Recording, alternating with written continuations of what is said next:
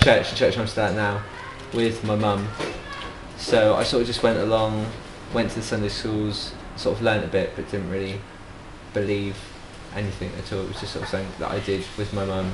And it was a bit weird. The first time I turned up, my mum ended up in tears and sort of they rushed her off. And I was just sat there looking really scared, apparently on my own. And someone came up and was like, she's fine, she'll be back in a minute. But I looked scared. It was a bit weird. But yeah, so she got saved and baptised and stuff, and I just sort of went on, not really doing much. And then when I went to year 7, I moved to a Christian school because my mum really wanted us to go. So my brother was there, he was the year above me, and then I joined in year 7.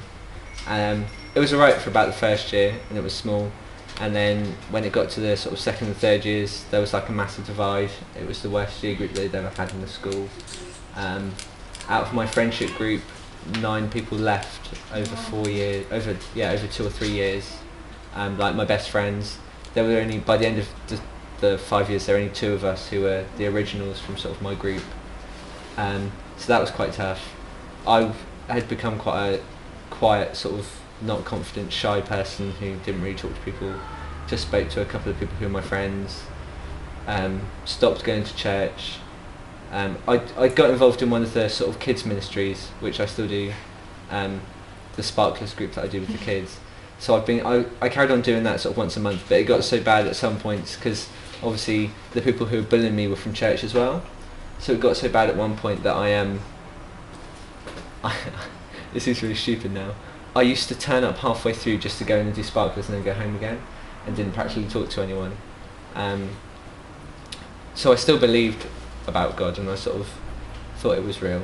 I wouldn't say I had much of a faith or anything. And I kept going on, but sort of just didn't get it, didn't fit in as such. I always thought I was sort of like an outcast. And then when I got to, I sort of got quite depressed by year 11. Never really spoke to anyone about anything. And then when I got to college, I ended up hanging around with loads of new people that had got involved in KCC, my church. So it was a bit weird seeing them and how KCC had changed and stuff. And that they didn't know me at all, even though I still sort of went every so often. And over that year, I found it really hard with the depression and obviously making new friends and not really having anyone to talk to. And I got suicidal, and it got pretty bad. It got to the point where one day, I think it was over the summer holidays in between the 2 years of college, I was basically stood on a bridge with the intention of throwing myself off. But it was at that sort of moment that I had sort of the picture of a bungee rope, and I felt like everyone else was sort of didn't care and was letting go and wasn't strong enough. And I just sort of, it got to that point where there was only one string left and it didn't snap. So that, to me, at that point where I was going to throw myself off the bridge was the point where I realised that God still cared and God still had something for me, and He hadn't given up yet. So I think that had been mainly through my Christian friends being around in the first year of college. So I sort of got back involved with them, became really good friends with a few of them. They managed to persuade me to get along to church, to sort of the youth stuff.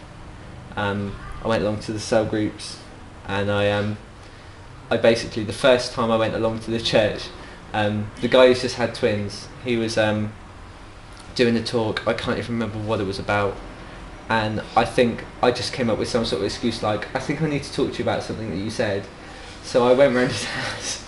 He only lived a little bit away from me, and I went round his house after, I just remember it badly snowed and I was like struggling to get to his house, and I basically just sort of dumped everything on him, and he was a bit like, wow, this is quite a lot.